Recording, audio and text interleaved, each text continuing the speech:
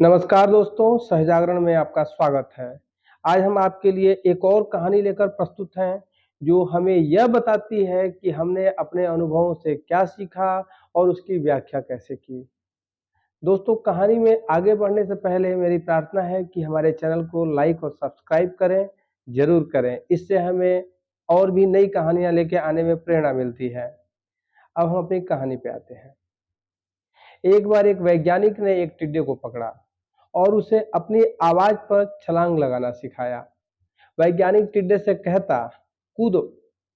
टिड्डा उसकी आवाज सुनते ही जोर से छलांग लगा देता। अब यह वैज्ञानिक था तो उसने एक कदम और आगे प्रयोग करने की सोची। वैज्ञानिक ने टिड्डे की एक और टांग तोड़ दी। बोला, कूदो। अब टिड्डे की छलांग की दूरी पहले से कम हो गई थी। वैज्ञानिक ने उसकी दूरी दूसरी टांग भी तोड़ दी और बोला, कूदो। टिड्डे की छलांग की दूरी अब और कम हो गई। फिर वैज्ञानिक ने तीसरी टांग भी तोड़ दी। इस बार बेचारे टिड्डे की छलांग की दूरी बहुत कम हो गई थी।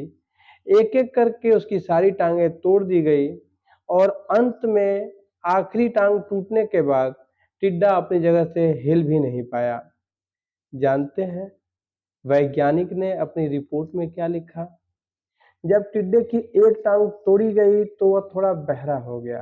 जब उसकी दूसरी टांग तोड़ी गई तो वो और बहरा हो गया और हर टांग टूटने के साथ उसका बहरापन बढ़ता ही जा रहा था।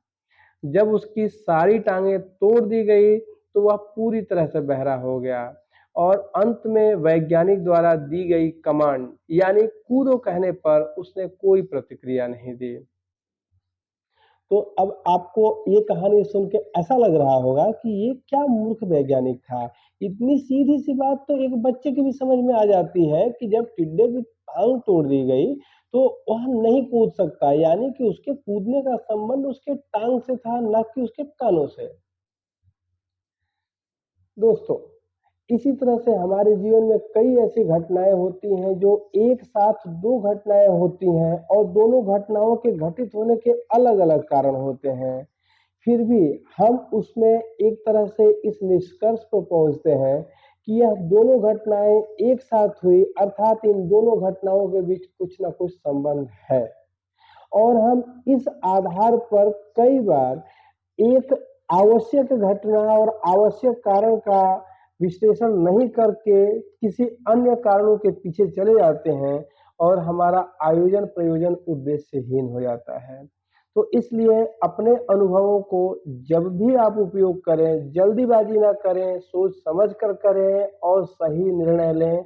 अनावश्यक भ्रमों से बचने का प्रयास करें। दोस्तों, यह कहानी मेरे निजी जीवन के अनुभव के आधार पर थी। टिड्डा तो एक उदाहरण मात्र था। आपका इस कहानी के बारे में क्या कहना है? कमेंट करके ज़रूर बताइए और आप किस तरह की कहानियाँ और सुनना चाहते हैं, हमें ज़रूर लिखें। हमारी मदद होती है इससे। दोस्तों, एक बार फिर से रिक्वेस्ट करूँगा, चैनल को लाइक, सब्सक्राइब और कमेंट ज़रूर करें। बहुत-बहुत धन्यवाद।